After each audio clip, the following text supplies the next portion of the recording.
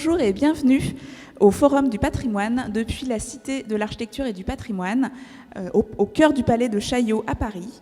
Ce forum est organisé par le magazine Atrium et Atelier d'Art de France avec le soutien de la Fondation France Bois Forêt pour notre patrimoine.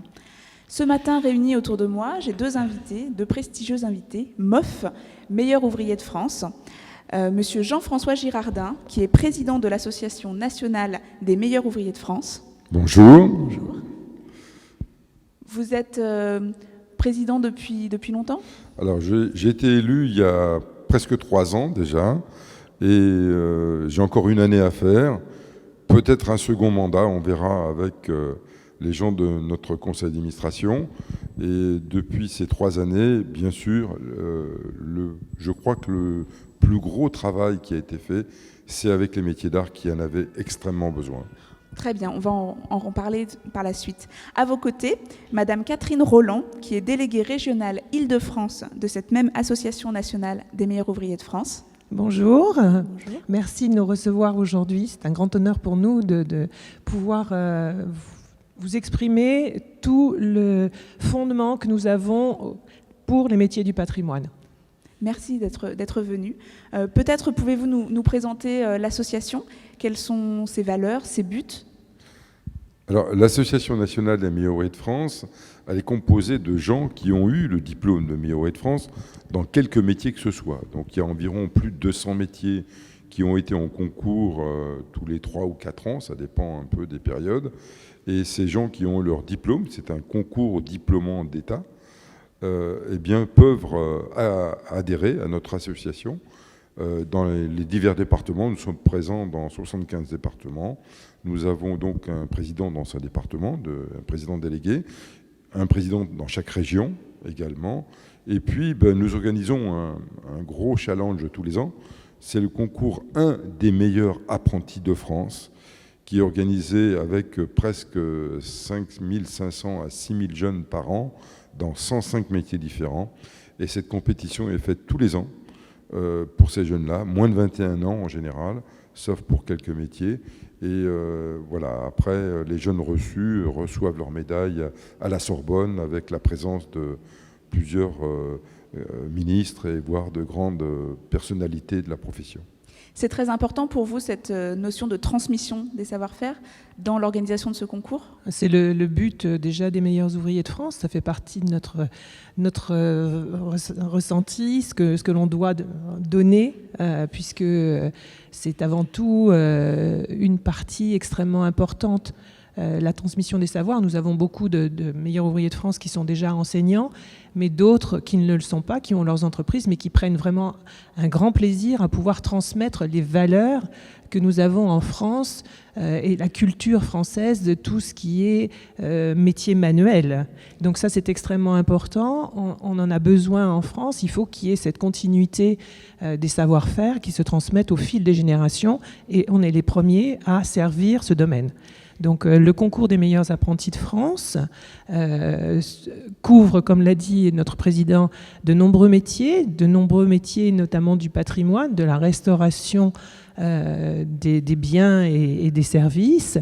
On en a vraiment dans tous les domaines, et ça représente pratiquement les 3/4 de ce qui est aujourd'hui dans les plus de 105 métiers que nous traversons avec ce concours. Ces jeunes qui obtiennent ce concours de MAF, ils continuent leur formation par la suite ? C'est un tremplin pour eux ? Alors, oui. C'est bien sûr une continuité pour eux. Ça leur permet soit de continuer leur formation, soit de trouver des entreprises très facilement, parce que ces jeunes-là, bien sûr, sont repérés par les entreprises de leur profession. Ils sont très recherchés, et donc ils vont forcément évoluer dans leur métier. Et on a une étude de 2 professeurs, une de la Sorbonne et une de Lyon 2, qui font une enquête depuis 3 ans sur les jeunes MAF, et le vœu de ces jeunes, à 85%, c'est de créer leur atelier ou leur entreprise. C'est-à-dire qu'aujourd'hui, on a une jeunesse qui est dans l'entrepreneuriat. C'est une chose qu'on n'avait pas eue depuis très longtemps. Et c'est un phénomène un peu nouveau. les jeunes aspirent de plus en plus à créer leur entreprise et essayer de la développer, de travailler et de faire de la créativité dans leur entreprise. Ça, c'est une chose qui est complètement nouvelle avec les jeunes. Alors, les jeunes que nous avons, nous, bien sûr, ce sont les jeunes qui font de la compétition professionnelle, qui font beaucoup d'efforts pour leur formation, qui sont souvent bien entourés par soit leur professeur de technique, soit par leur maître d'apprentissage ou des gens de leur entreprise. C'est vrai que c'est justement les jeunes les plus intéressants, si vous voulez, dans le métier manuel, c'est ceux qui font de la compétition professionnelle et qui veulent absolument s'en sortir. Et on voit dans des départements des fois difficiles, des jeunes qui percent justement grâce à ce concours et qu'on puisse se repérer grâce à leur talent professionnel. Le talent, il est partout. Ouais. Il n'a pas de région, il n'a pas d'antécédents familiaux et autres. Quand on a des jeunes qui ont un talent, je pense qu'on a un devoir, nous, en tant que Meilleur ouvrier de France et ouvriers, de pouvoir tout faire pour que ces jeunes le développent et puissent se faire reconnaître grâce à ce talent. Et on a des choses merveilleuses. On a des jeunes migrants qui arrivent depuis 3 ou 4 ans en France et qui sont devenus meilleurs apprentis de France. Donc vous voyez, le talent, il est partout. Et on se doit, nous, association des Meilleurs ouvriers de France, de découvrir et de tout faire pour que ces jeunes évoluent dans leur métier. Vous vouliez ajouter quelque chose, je crois. Oui, je voulais rajouter que effectivement, nous avons ces jeunes qui sont là, qui sont, comme le disait le président, entourés par le corps enseignant, par leur maître d'apprentissage, mais il y a aussi, la plupart du temps, les parents qui soutiennent, et ça crée chez eux de véritables passions. C'est-à-dire qu'on ne compte plus, on ne regarde plus ce qui se passe à l'extérieur, ils sont complètement imprégnés de ce qu'ils font et vraiment, ils veulent aller au bout de leur commencement. Et quand ils s'engagent dans ça, notre soutien aussi à nous, c'est de les encourager à continuer, à persévérer pour aller jusqu'au bout de ce premier concours. Après, il est évident qu'il y a d'autres concours qui peuvent se proposer à eux, et notamment lorsqu'ils sont installés au bout de quelques années, ils peuvent effectivement se présenter au concours des meilleurs ouvriers de France. Et c'est aussi pour nous une passerelle, parce que de passer du concours MAF au concours MOF, nous en avons aujourd'hui des meilleurs ouvriers de France qui ont commencé par le concours MAF, beaucoup d'ailleurs, et qui se retrouvent meilleurs ouvriers de France et qui ont une vie qui les satisfait d'un point de vue professionnel. Et je pense que ça, au quotidien, c'est indispensable. Tout à fait. Alors, comment ça se passe si on veut s'inscrire au concours MAF ? Il faut envoyer un dossier ? Quelles sont les épreuves ? C'est très, très simple. Oui. On a un site de notre association, et les inscriptions sont ouvertes d'ailleurs depuis hier jusqu'au fin janvier, jusqu'au 31 janvier. Et donc sur ce site, vous rentrez votre nom, la formation que vous avez. Alors il y a des âges, c'est moins de 21 ans et moins de 23 ans, je crois, pour 12 métiers qui sont des formations complémentaires, donc avec des gens un peu plus âgés. Et donc, si vous rentrez, si vous voulez, dans le règlement, parce qu'il y a un règlement national pour tous les métiers qui est le même, avec l'âge, la formation et autres, vous pouvez donc vous inscrire. Donc, une fois que vous êtes inscrit, vous êtes donc répertorié dans votre département et votre région. Vous aurez un sujet qui est consultable même avant l'inscription pour chaque métier, de manière à voir si le sujet convient un petit peu à vous dans votre formation. Et après, bien sûr, il s'agit, comme tout sportif, comme toutes les personnes qui font de la compétition, d'avoir quelques personnes autour de soi, par ses formateurs, par sa famille, par son entreprise, des gens qui vous côtoient un petit peu, qui vous guident un petit peu dans ce travail qui est de faire un chef-d'œuvre, soit de faire pour d'autres métiers des sélections qui se font en plusieurs fois. Alors les sélections, effectivement, ce sont des sélections dans un premier temps départementales, donc chaque département organise ses propres sélections, puis il y a une sélection régionale lorsque ces jeunes ont été validés en département, ils peuvent passer en région, lorsqu'ils ont obtenu une médaille d'or ou une médaille d'argent.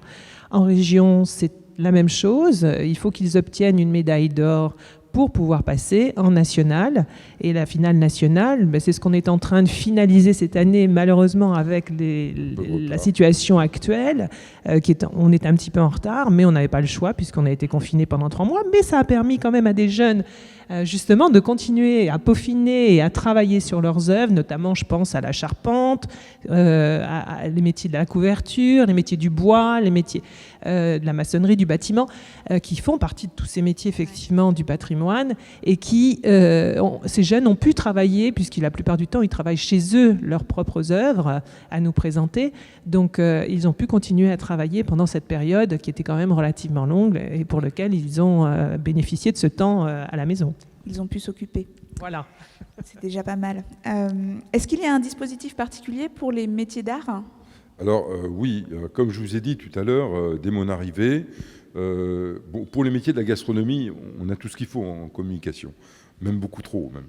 Donc le problème est là. Mais nous, on peut transporter une image, dire au grand public, vous connaissez les meilleurs ouvriers de France dans la cuisine, la pâtisserie, les chocolats et tout, c'est ce qui est le plus connu du grand public, mais il existe aussi des métiers où il y a le même titre, le même diplôme, et dans plein de métiers différents. Et je pense que les métiers d'art ont avec nous une image à trouver. Et on a fait un travail énorme depuis 3 ans. Déjà, il y a cette commission qui est dans notre association, une commission très importante, la commission des métiers d'art, qui est sous la responsabilité de Claire Sarmady, qui est meilleure de France en mode, et Adrienne Collin, qui est meilleure de France en souffleur de verre au chalumeau. Et ces 2 personnages qui représentent bien toutes les corporations des métiers d'art ont fait un travail considérable depuis 3 années.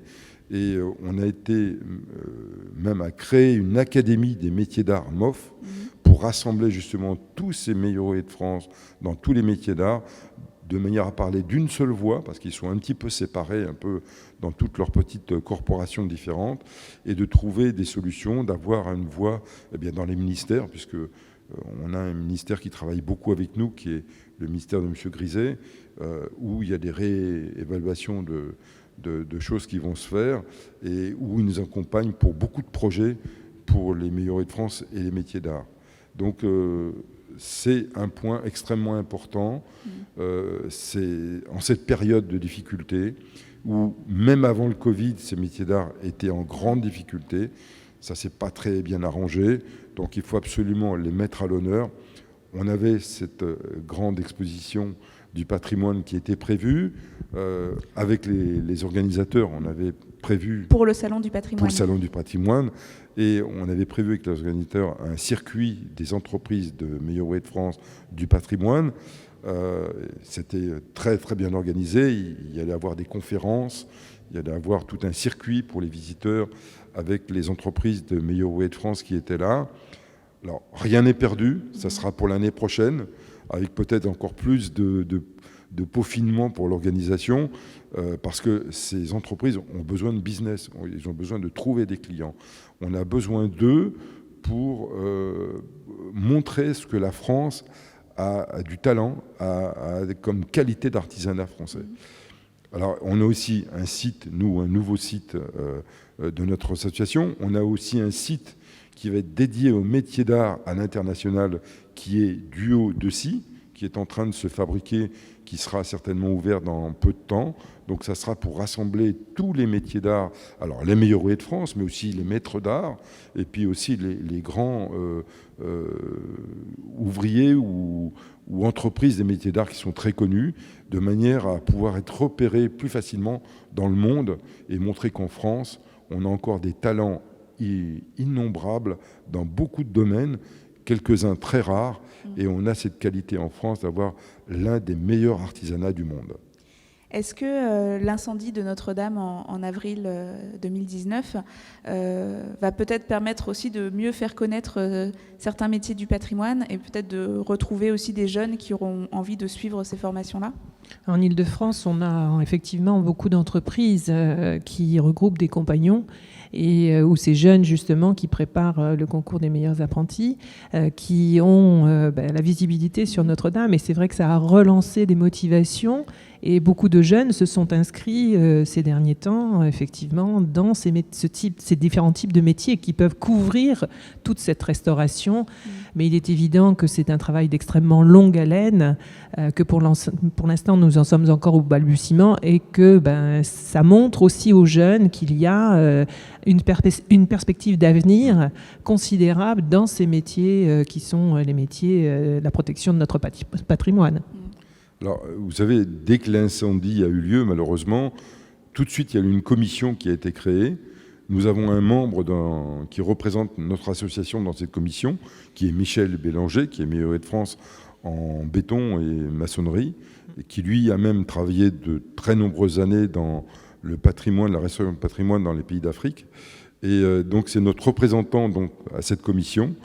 Bien sûr, on sait qu'aujourd'hui, on est encore en période de recherche pour les travaux qui sont plus conséquents que prévu, ce qu'on a vu. L'été n'a pas arrangé les choses non plus. Et bien sûr, toutes les entreprises qui travaillent pour le patrimoine, les entreprises de Meilleur Way de France qui sont à notre association, ont bien sûr été répertoriées avec tous les meilleurs apprentis de France qu'on a eu depuis 10 ans. Et bien sûr, on est au service qui seront proposés pour Notre-Dame bientôt, dès que les appels d'offres seront faits. Très bien, je vous remercie. Je vois qu'on peut compter sur les MOF pour sauvegarder notre patrimoine à l'avenir. En tout cas, rendez-vous en 2021 sur le Salon du patrimoine pour découvrir votre parcours d'exposition. Je vous remercie tous les deux pour votre participation lors de cette émission. Cette émission, vous pouvez la retrouver sur notre plateforme, ainsi que beaucoup d'autres, puisque nous allons avoir d'autres interviews dans le cadre de ce Forum du patrimoine. Au plaisir de vous retrouver. À bientôt. Merci. À bientôt. Merci. À bientôt.